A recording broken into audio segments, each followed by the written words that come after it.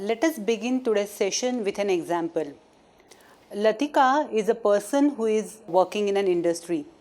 She wants to improve her skills, enhance her knowledge. Now, if Latika was a person working in the industries, say in 1950, in that case, she had only one option, that is to leave the job and get into the college or an university. But in recent times, she does not have to leave her job. She can be in the world of work and as well as simultaneously she can enhance her skills. This option is made available to the world with the educational system that is termed as distance education. Distance education has opened the doors of education for all those who have missed the opportunity of getting educated in the first term. Distance education has come as a great option in the recent times. In this session, we shall understand the concept of distance education in detail. After going through this module, you will be able to explain the need of distance education, trace the parallel terms to distance education, classify various theories of distance education, and enlist the open universities at international, national, and state levels. Certain educational and social factors played an important role in bringing distance education into existence. Let us understand which those factors were. There is a growing demand of the skilled labor the world over. The industry and the society needs the skilled labor and the people with sound knowledge base. Now, this volume of people or the number of people that need to be trained, this number is in terms of astrological figures. Now, in order to train so many people, there are two options. Number one is to have those many number of institutes that can take care of training of so many people.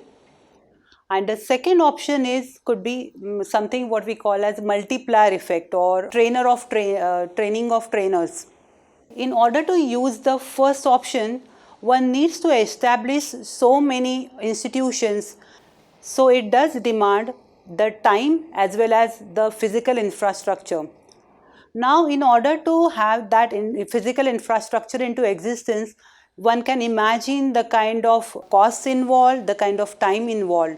So, the first option is not of a great use if one has to move the complete society towards a better skilled society. Let us come to the second option, which is the multiplier effect. In this, it is expected that a small group of people are trained and that small group then eventually trains the larger group. Now, in this case, in order to use this particular option, one has to be sure that the people who are getting trained, they are competent enough to transmit that knowledge or transmit those skills to the next level of people. So once again, even this second option has limitations. So the option like distance education, which can handle large amount of students, this large can be to the tune of lakhs of students at one time. So these students can be handled by distance education or any distance mode program at one time. All the students or all the learners can be enrolled and they can be taught the content or the skills could be transmitted to them. So thus this education has an important role to play in case of handling a very large society or a very large population of learners at one time. Let us come to the second factor, that is the relevance of the content. Imagine a situation where there is already existing physical infrastructure and this infrastructure is to be used for giving the education. In this particular option, the cost factor is definitely saved as one doesn't have to bring infrastructure into existence and then use it. So cost is certainly saved, but time wise it is definitely not a saving. By the time such a large number of people are trained, so much time would be gone into the training that the context and the modality of the training would be changed. So, whatever they will be learning through this training program may or may not be relevant to the state of art needs of the society. Thus, this creates a challenge when the students or the learners are trained in smaller batches. Distance education definitely serves a great solution for this problem as it handles large number of students or large number of learners at one given time. The next factor is related to the socio-economic needs of the society. Now, the persons who are looking forward to better job opportunities would definitely want that they acquire the necessary skills at the earliest. Similarly, the industry who is looking for the skilled manpower also needs it without wasting much time. Distance education is able to handle both these demands of the society, both from the taker's side and from the giver's side, that they are able to provide the required manpower in the most efficient manner. And thus, it saves a lot of money on the part of the society as a whole. In all, one can see that the distance education has the capacity to handle a large number of population at one time. Also, it has changed the societal outlook towards teaching learning process. In the sense, earlier it was only teacher will teach and only then the learner will learn. But distance education has made the many options available to the learner, and thus the society's outlook towards teaching and learning process has changed. We shall now look at the system of distance education from its ability and effectiveness to address the various issues point of view. For any society to progress, the society is concerned with how many skilled people are there in the society or how much skilled manpower is available in the society. So let us see to what extent is distance education able to handle this demand of the skilled manpower of the society. Now, while handling this demand, distance education is primarily dependent on the written form of word, mainly on the printed media. But it doesn't remain limited to only print media or the written form of word, but it also uses the spoken or in many other type of media in distance education. And thus it has the ability to handle various types of skills, or it has the ability to inculcate those kind of skills that are needed by the society. If we see classification of these skills, one can say there are communication skills possible, or there can be intellectual skills possible, or there could be specialized kind of skills possible. Coming to the communication skills, distance education gives opportunity for developing all the four types of skills, that is reading, writing, speaking and listening. So it definitely takes care of inculcating these skills. They are used throughout the course of studies during the distance education, as well as it develops these abilities into the learners. The second type of skills, which are intellectual skills, or one can say it is a conceptual thinking level of skills, those can be developed through the coursework. The coursework that has been designed for the students through the various activities expected, or even through the learning material that has been designed and developed for the students, it is possible that they are given more and more opportunities for using intellectual abilities, and thus this group of skills also can be developed in the distance learners. Coming to the third group of skills, that is the specialized skills, which may be one can say scientific skills or more technological skills. There are certain limitations when it comes to imparting these skills through distance mode. But having said that, the modalities like having the Sunday or weekend practicals, an option of having a weekend practicals, or summer schools can provide an opportunity for the learners to groom on their skills. And thus we can say in a nutshell that the skill development or the skill requirement of the society can be easily handled by distance mode. The next area where distance education plays a role is in the development of knowledge society. Let us take an example of a dentist who is already practicing the dentistry. The person wants to enhance the skills of having the root canal. Now the person cannot close the clinic and get into the learning all the time or full-fledged learning. So the distance education provides an option for such a person that one can be in the clinic at the same time one can learn. This factor we have already seen, but the additional part over here is through this process it is not only enhancing one's skill but it is also enhancing the professionalism in oneself, and thus it contributes to a great extent in building up the knowledge society. In case of distance education, the learners in distance education, the learners are basically the adults.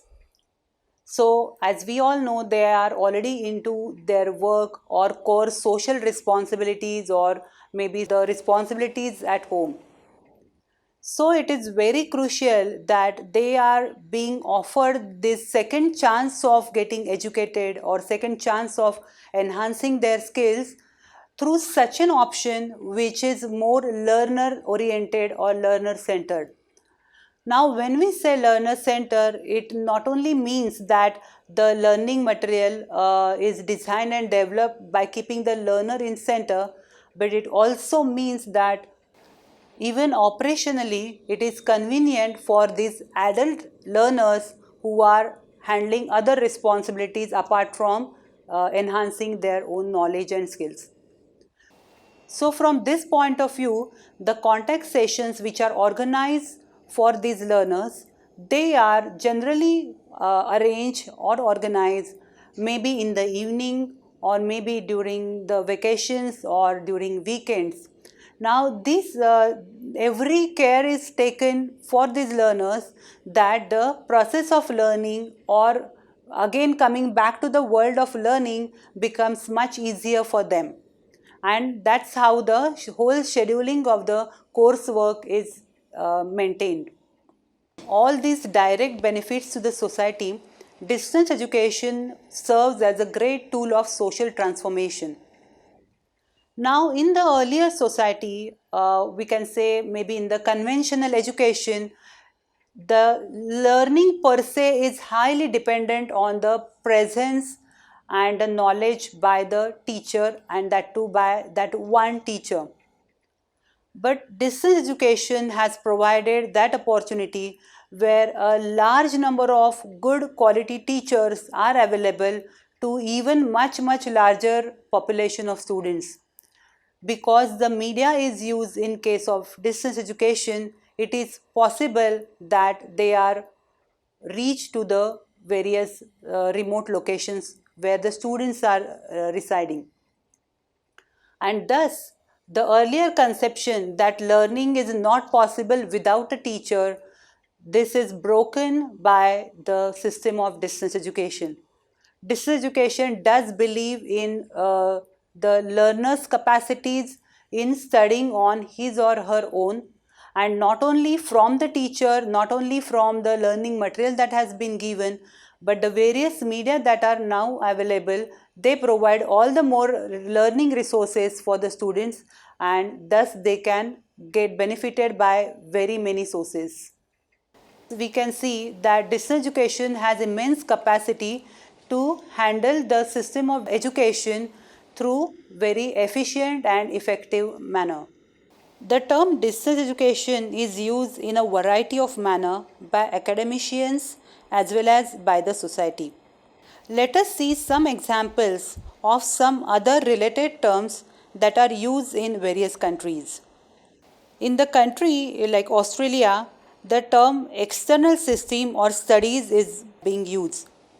Now this study, external studies, has been used in opposite to the term which has the external system. It depicts that one does not need to attend the classes and has to appear for the final exam directly. This was a UK version years ago, but today's distance education is not limited to this kind of external system anymore. In the country like New Zealand, the terminology like extramural studies is being used. Independent study is the terminology used in North America, which is in accordance to the Wedemeer's definition. Home study is the terminology used in Europe, Canada, and USA. In the Pacific region, that is Australia and Southeast Asian countries, a concept of off-campus studies is used. The terminology of off-campus studies is being used here to denote the contrast with the term on-campus studies.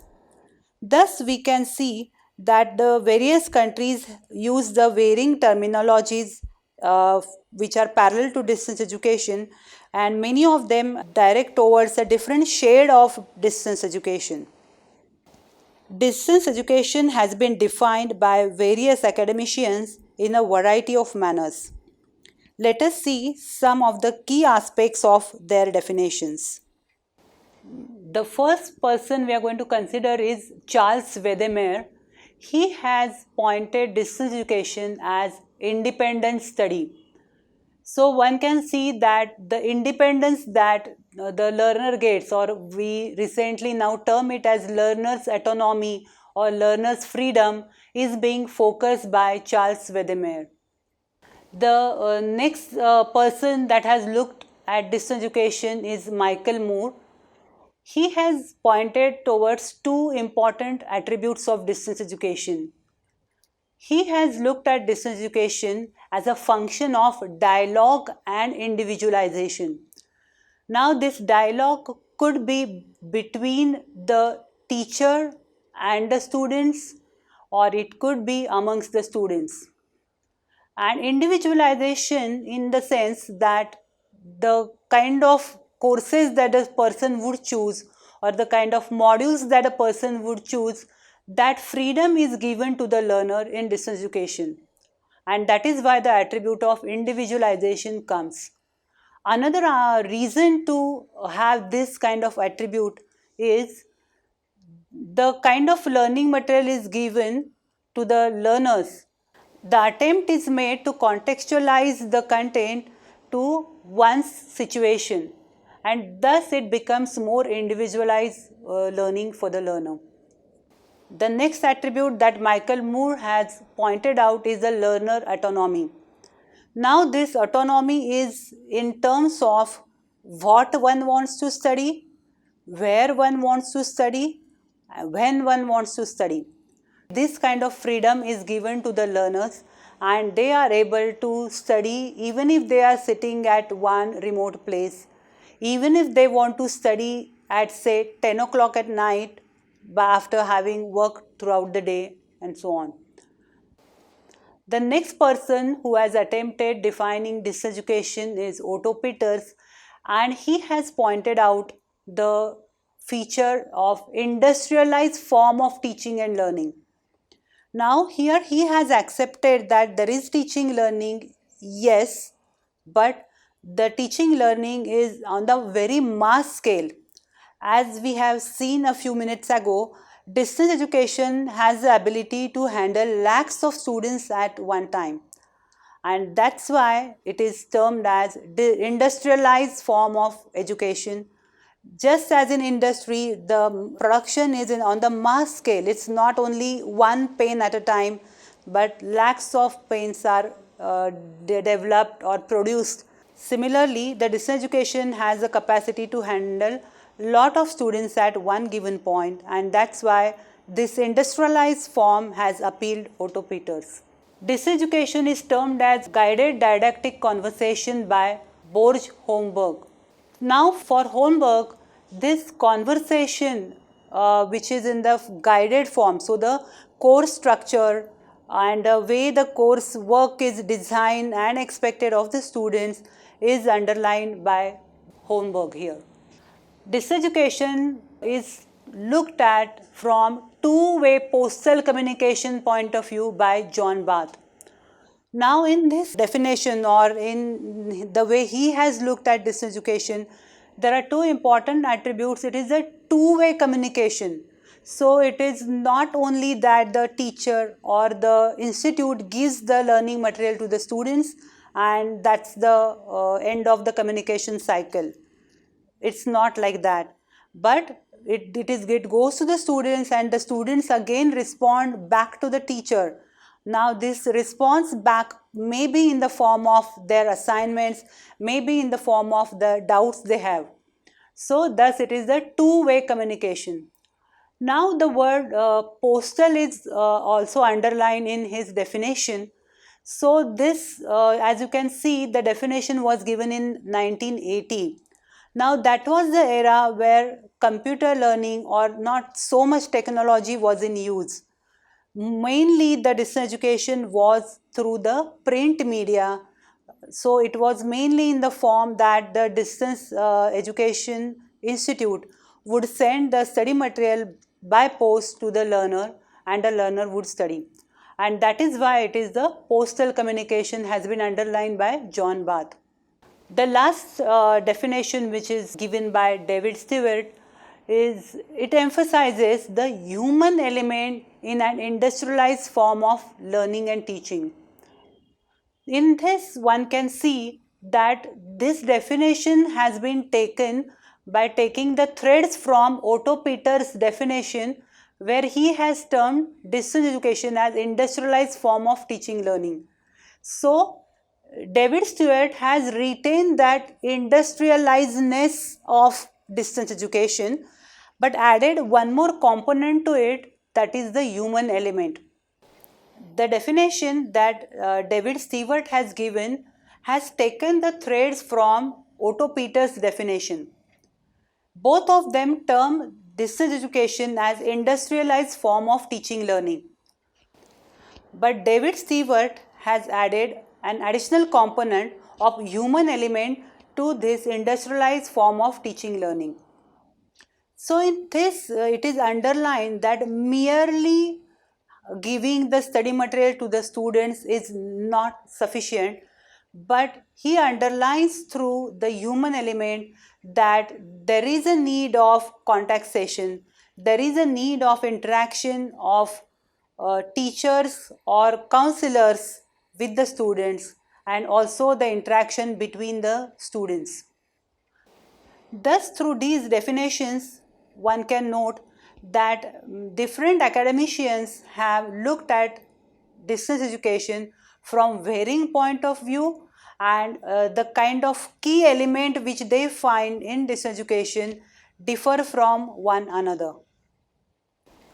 The various attributes as appealed by the various experts are put forth in a comprehensive manner through an hierarchy. This hierarchy will help you in getting a clearer understanding of each form in relation with the others. As we can see from the top, that whether the focus is on the academic aspects or whether it is on the management aspects, there is a basic classification. Otto Peters' definition speaks about the industrialized form, that is the management aspect, and that's why it has been classified as one separate entity.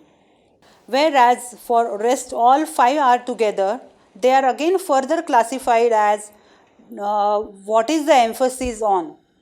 So if the emphasis is on learner's role, then there is classification of like Wedemeyer and Moore's definition, they come in under this category.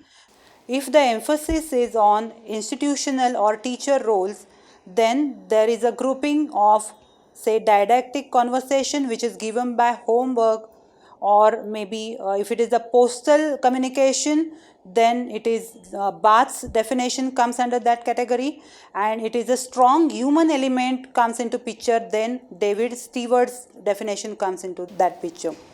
Even in case of the emphasis on the learner's role, If more of autonomy of the learner is emphasized, then the Wedemeyer and Moore's definitions come under that category, whereas Holmberg's definition mixes up both the emphasis, that is both the learner's role comes into picture as well as the institutional or the teacher's role come into picture. After having enough of theoretical background about distance education, let us now see when and how it came into existence actually the world over. If we look at the history of distance education, one can see that the Center for Distance Education came into existence in University of London over 100 years ago. But a dedicated institute which is completely operated through the distance mode came into existence only in 1969 in the form of the Open University, which is in Milton Keynes, UK.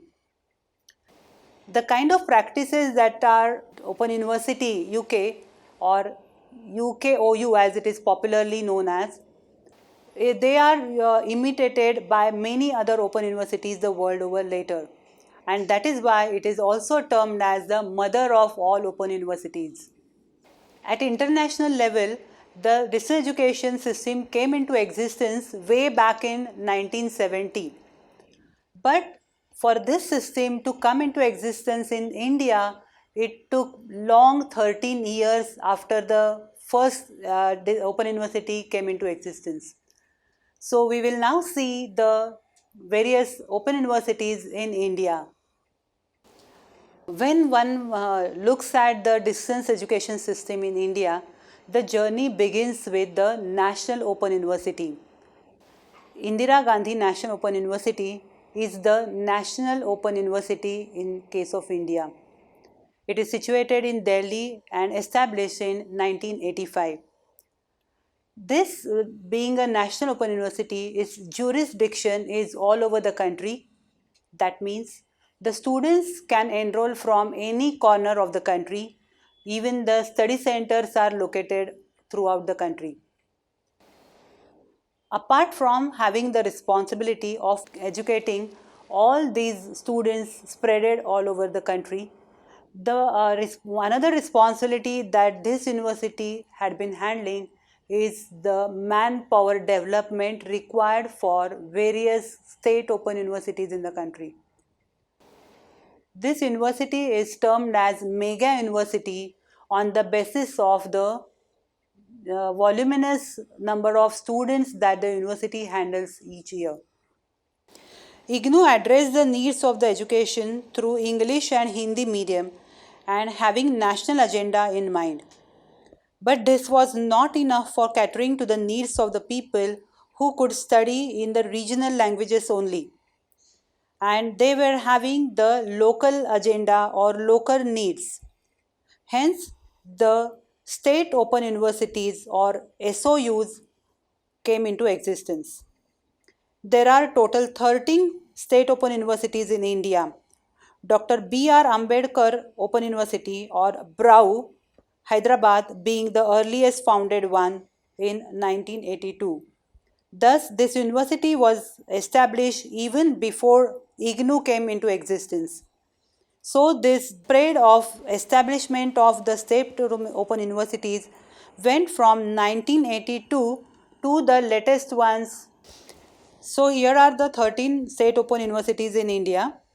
Dr. B.R. Ambedkar Open University, Hyderabad, Nalanda Open University, Patna, Vardhaman Mahavir Open University, Kota, Rajasthan, Yashwantrao Chavan Maharashtra Open University, Nasik, Maharashtra, Madhya Pradesh Bhoj Open University, Bhopal, Dr. Babasaheb Ambedkar Open University, Ahmedabad, Gujarat, Karnataka State Open University, KSOU, Mysore, Netaji Subhash Open University, Kolkata, UP Rajarshi Tandon Open University, Allahabad, and Tamil Nadu Open University, Chennai. Pandit Sundarlal Sharma Open University, Bilaspur, Krishnakanta Handik State Open University, Guwahati, Uttarakhand Open University from Nainital. One can see that the earliest state open university was established in 1982 and the journey continued till the latest ones, three state open universities getting established in 2005. Through this session, we have seen the genesis of distance education. We have also seen how the concept of distance education has got spreaded throughout the world during the last 50 years. This particular moment of distance education began from open universities, and now there are more open universities coming up. Apart from having the national and the state open universities in the country, there are many other initiatives that are being taken by the conventional universities as well. Many of the conventional universities have set up the distance education center or unit or institute as they call, and the programs through distance mode are also offered through these distance mode institutions. Many of the private universities are also coming up and the programs are being offered through distance mode, and the latest forms of distance mode are being used by these private universities. Of late, there are also options available that the students get enrolled for the programs overseas and they can acquire the skills, they can get benefited by the teachers the world over. And the various other movements like MOOC movement, they are the further versions we can say of the distance mode. The concept of distance mode or distance education got initiated from certain social and academic issues, but it has been taken up so well by the society and it has been so beneficial by the society that it is being more and more popular the world over. This small educational innovation and initiative will only have the expansion in the future time to come.